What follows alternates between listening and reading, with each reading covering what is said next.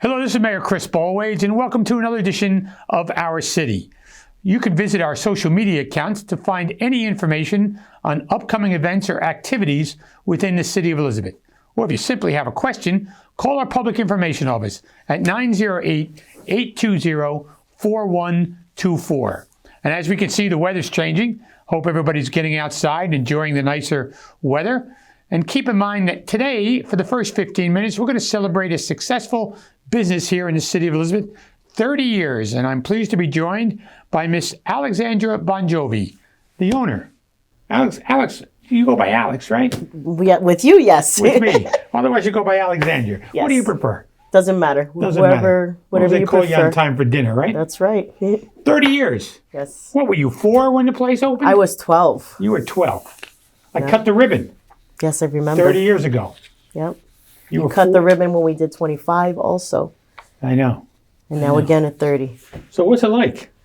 Tell us about yourself. First of all, you started this business, you did something else though, right? Well, I've always tried to leave and find myself. I always found myself back at City Tavern. I would try to go and do cosmetology, try to go and do something other stuff. And I always found myself back at the restaurant. But yeah, now we're hitting 30 years. We're going to have a nice big celebration at 2 o'clock that day. Buffet, food, everyone's invited, cash bar, and tables outside. Going to celebrate. Hopefully we get good weather. Now, your father took a place that was pretty run down and in bad shape and renovated it into a very successful business. Yes. Do you remember what was going on back then, even though you're only 12 years old? That was a lot of work. Well, I do remember the business that was there before, and then he didn't want to do it anymore, that man. He was going back to his country, so my father took over the location and decided to turn it into City Tavern and what it is now. And City Tavern in the beginning had a lot of items on the menu named after council people and mayor, and is it still that way with the menu? Our lunch menu, as of right now, still is with all the council people's names. A lot of judges, some of city officials, they got their names on their lunch menu. So, Alex, tell me about your work there after 30 years. I am the general manager. I take care of everything. I'm also the plumber, the electrician, the maintenance person. Well, you got to be in the will. You got to get the whole thing, right? Don't tell your brother I said that, but you got to get the place. So you're the second generation owner of what's turned out to be a family restaurant. Yes. So what do you think you learned the most from the first generation, sure to say? Well, what has continued, I've continued the same work ethic that my father instilled into myself and my brothers. As far as consistency and being there and working and always fixing what needs to be fixed and changed, as far as trying to grow with the community. And so your brother's in the business? Yes, but he runs our other location. Which is Pine Tavern? Correct. Both brothers? No, just one. Just one. The other guy? He didn't want anything to do with the business. He went to college. So is he the smart one in the family to get out of the... Sometimes I wonder if he is, and sometimes I'm not sure. So what strategies have you employed to adapt? And it's ever-changing, right? I mean, when you started running the place and today, there's a lot of difference. Tell us about some of the changes and how you've adapted. Well, clientele has changed drastically in the 30 years. We were major, just Latin American clientele, and now I've noticed that we've had a big influx of more English speakers, all generations, all nationalities now. So we have a little bit of everyone, and our food also caters to all of them. We don't cater to just Latin American. We have food for all palates. Do you have Sam Adams for my brother-in-law? Yes, I do. Okay. Just in case he watches. He probably not. But Now, stepping away from the business, you've gotten involved in the government as well by being appointed to the Midtown Special Improvement District in Elizabeth. What made it, you don't have enough to do? What motivated you to join the board? I said the same thing to myself. But you know what? I have been in this community for so long, and since our location is in Midtown, I thought it would be a good idea to get involved and help all the businesses in my area to see what we can do about growing together and cleaning up a little bit more, keeping it safe, and any ideas that anybody else would have in mind that we can all implement into Midtown. So do you have any specific goals besides what you just talked about? And you're a rookie on the board, right? You just started. I am. Yeah, so is it like learn and listen first, or it's a little jumping bit, right in head a little, first? I've jumped in right away, but I'm still doing a lot of listening and learning to know what the previous meetings and people have done.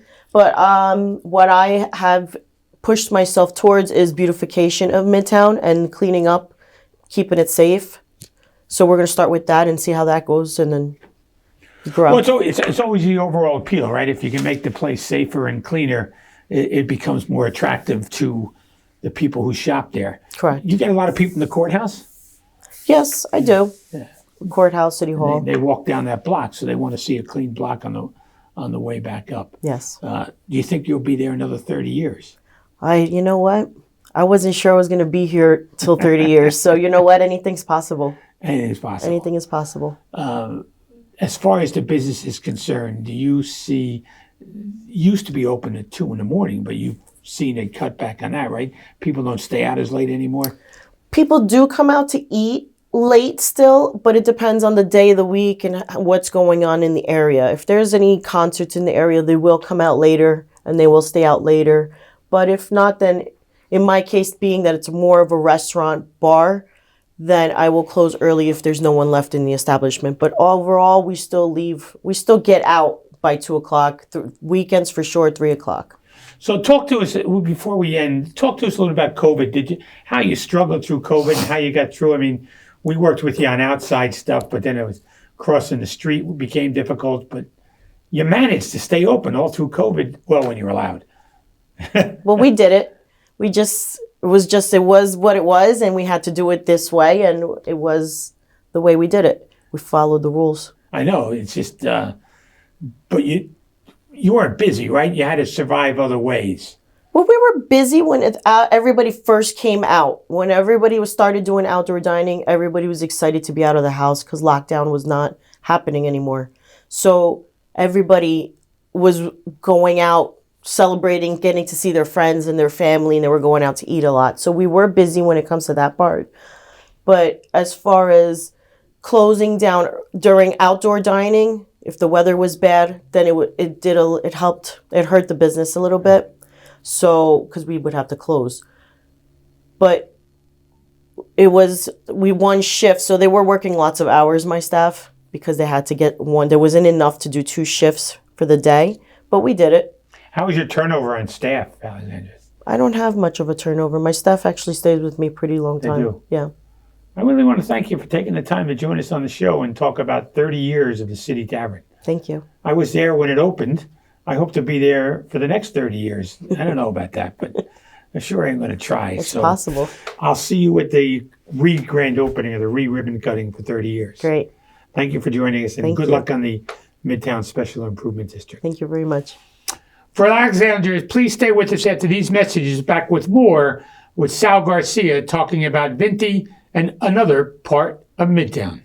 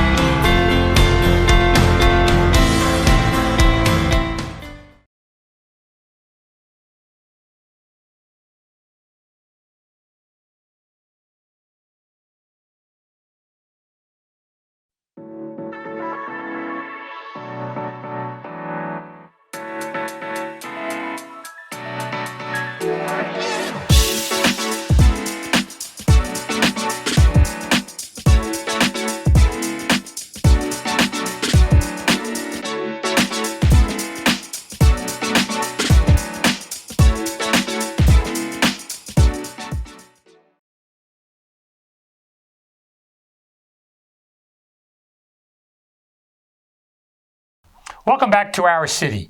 I'm pleased to be joined in the second half of this show with Mr. Sal Garcia, who is a principal at Moss Development and also responsible for the development of Vinty in our Midtown section of our community. Sal, welcome to the show. Welcome. How you doing? Good. Glad to be here. It's my first time on the show. Yeah. It's been, 30 years, 40 years in the city now, and I done a lot of different things with baseball and sports and things, but never got to sit down. I've always seen it, so now I'm here. Now you're here. So, first of all, tell me about yourself, Sal, because you're an Elizabeth boy, right? Born and bred. So, born and raised in Elizabeth. My parents came from Cuba, and they came here to Elizabeth. They were working at Wake Firm with ShopRite, or my other grandparents were at the port. So, and then my grandmother's one grandma became a teacher. She actually worked out in Passaic. And then my family they started a mechanic shop. They were mechanics, my father and his two brothers, here in Elizabeth. So everybody was based here, and we've been here our lives. It's been our base. I think that even to this day, Elizabeth continues to be that way. It's like a port of entry city where families come, build, and then, grow. So what does Moss Development mean? So Moss means more. So we do more than development. So it started off as construction.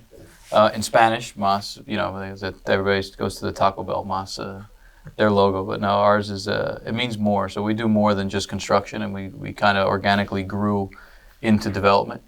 Originally, we started off doing small renovations and repairs and so forth throughout, mostly in Elizabeth. And then as we went on through time, it became building homes, building apartments, building retail centers. So we always had kind of thing that we do more than just construction. Did you start this with your late father? Or? So I started this as my own. So my father, we were partners with another gentleman from the city that was also, I believe came to the city. He was Jewish, he came from Israel, and I believe they came here to the city, and we had become partners with him. And then I started Moss as a different company that would do work he owned a lot of buildings, garden style buildings in Elizabeth, and we did a lot of work for him and his partners and other people. And then we slowly, organically grew within their network, and then we were able to open up. So I started Moss as a separate company that would do work for those companies. And then my father at the time, when he was alive, worked alongside with me, and we continued to build that. And he was a big part of the community. I mean, you knew him as well, and he was not only a big part of our family, but I think a big part of the community, and that still strives to everything that we do today. So tell me, you got your start. Obviously, a lot of people think small, but now you go and build Vinty, which is a 280-unit structure with a pool and a lot of amenities in the heart of our Midtown. When the city struggled for 40 years to build that project. I mean, or 35 anyway. Tom Dunn originally announced that project back in the mid-1980s. I'd say before I was born. Well, yeah, it was in the mid-1980s. I was on the city council when Tom Dunn announced that project as a Midtown redevelopment project, and we started condemning the land and buying up the property. In essence, created an awful lot of vacant space. Yeah. And then we were able to work with the state of New Jersey some 20 years ago to get the commitment on the extension of Union County College. But building the rest of it was always a struggle, and the city had difficulty dealing with developers and vice versa, the developers with the city. But then you walk along and you get it done. What happened? How did that happen? Well, I think it's because... Vision? I think a lot of people have vision. I think what it is that we understand the community, we understand the needs, we know what can work and what doesn't work, and I think that I talk about this a lot, that we become what do they call it? We're in the shadows of Jersey City and Newark. I mean, we are still the fourth largest city in the state, but we do get shadowed by Newark and Jersey City, and they just don't know the amazing things that go on within our community. And I think that I was able to present that to the partners that we ended up bringing in Lissessi. Sal, his name is Sal as well, Sal Lissessi, and bringing him into the town. He's a family man, family business. He understood how the city operated. He got it immediately. And I think with his support, the city's support, our vision, we were able to bring it together. Because like a lot of people said this couldn't happen here. You couldn't build something of this quality in Elizabeth. It was just a B market, and you couldn't do those things. And I think part of what we were doing was not only building apartments, but he understood, and my partners in the city did, that we weren't just going to build apartments, we were going to build a community within it that encompasses different parts. So like we have in our building, we have a co-working space, we have a food hall, we have some more restaurants that we're going to open up.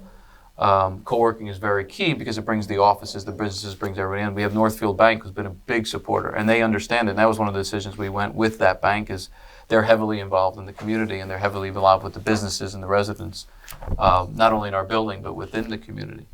And one of those key parts is that we've created a central hub, what I like to call, for Union County. It's like a business center. And what it basically does is, because Elizabeth is community-based, right? Like, who knows? And everybody knows this. Like, Elizabeth, everybody knows each other. You go up the block and you go here. I mean, it's just so many different connections. I always say that the 6 degrees of separation is 1 degree of separation, Elizabeth. You know this one, or you know your family member, or you know someone else. And I think that gets lost in a lot in today's world, and we still have that here. And so what I wanted to do when we created the building was create a place where everybody could connect and everybody would be, and we see it. So what we have going on in the building, we have our Chamber of Commerce. So that was one of the big things. We had to get Jen Costa. We sat with her. We said, you have to come into this building. You are one of the key components. Her dedication to the city is unraveled. And it's with everybody else. I mean, I get to be here with you today, but there's so many other people that are involved. Like, and I don't mean that to be like, oh, like, it's impossible for me to do what I do without everybody else doing their share. I just happen to be the one that gets to sit here with you, the one that gets the pictures and the whole nine. But what I'm impressed with is the amenities in the building. You have swimming pools, you have a dog park, you have backgammon and pool and driving range and everything else in that building. A lot of people don't know about it unless they come to look to rent. Yeah, so one of the things we want to do is bring more things that Elizabeth has never had. So we have a golf simulator, virtual golf simulator. I believe we are the first golf simulator in Elizabeth. Now these things exist in other places. We have a golf simulator in Elizabeth. We are, I believe, one of the only buildings in the entire city that does have a swimming pool.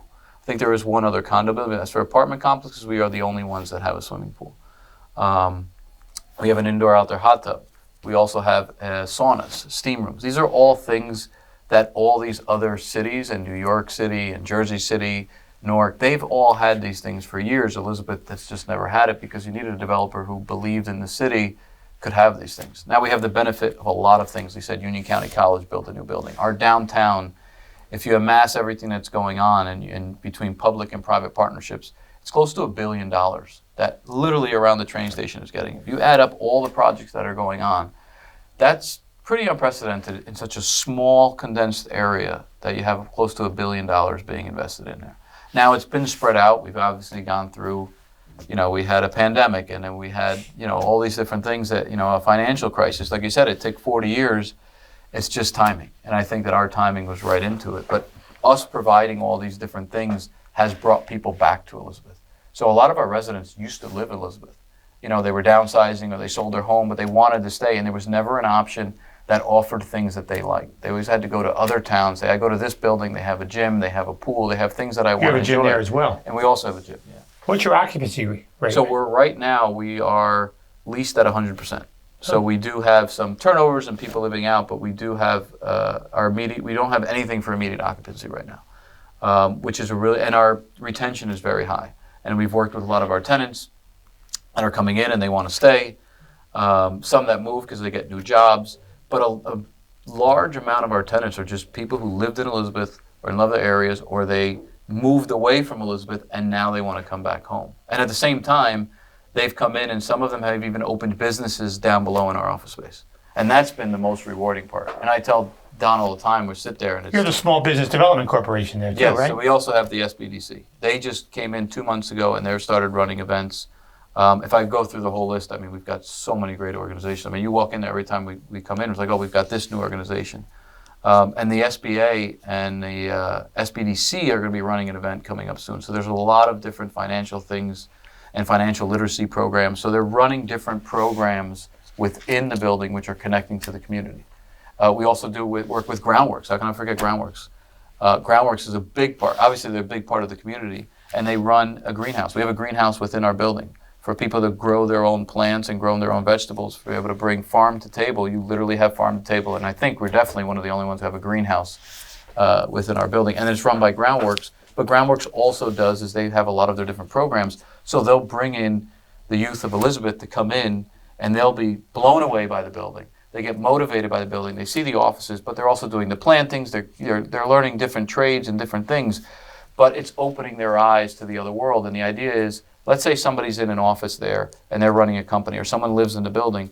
The idea is they can connect with somebody who's a youth, and those two people would never connect. If we didn't have a product in Elizabeth where somebody that is in a different job, in a higher earning job, that now is living here, they may work in New York or they may work somewhere else, they want to be connected to the community. So now we have a place where this person in a high earning job can connect to a youth in Elizabeth. That would never happen before. So the youth would never have that exposure. Even for somebody like myself, the exposure growing up in Elizabeth, it was great. It was community, it was families, everything else. But I never had exposure to anything else. I never had exposure to dreaming bigger. So what's next, since you're talking about dreaming bigger? So the next is Echo. So Echo is going to be another similar type product, which we're going to be building by Westfield Avenue and Union Street, which is parcel B. That'll be the next phase that we're working for. That'll be some more units. It'll also have a pool in that building as well. We also have a restaurant that we're going to be opening on the corner. We just signed a new lease today, literally today, with we have a La Unica, which is a new Mexican restaurant that's going to open up. He's got a place in New York, and he's Chef Sal is on Instagram and he's got a lot of followers. So we're excited to have him here. We opened up Bovella. He's going in the existing spot? Or he's going in a new retail, so they'll be opening a new business, yeah. Okay. And then we have our food hall, which SVK is run out of there. We just opened up Jimmy's Bar, which has almost become like a hotel bar. It's really brought the community together, because you come home at 5, 6... So the people who live there? The people who live there come down and use it. It's open to the public, but the people who live there come down, they hang out, they watch TV, go upstairs, have a drink, a game is on. It's really become the real watering hole for the area. And once we build the rest of the other units and everything else, and there's other developers doing a great job around. I mean, they're building other buildings. Those people come over, and it becomes the watering hole for the area. One of our upcoming projects, which we're very excited about, which is going to be going to the planning board, I think next meeting, is we plan to do a hotel on by the train station. So we've worked with NJ Transit.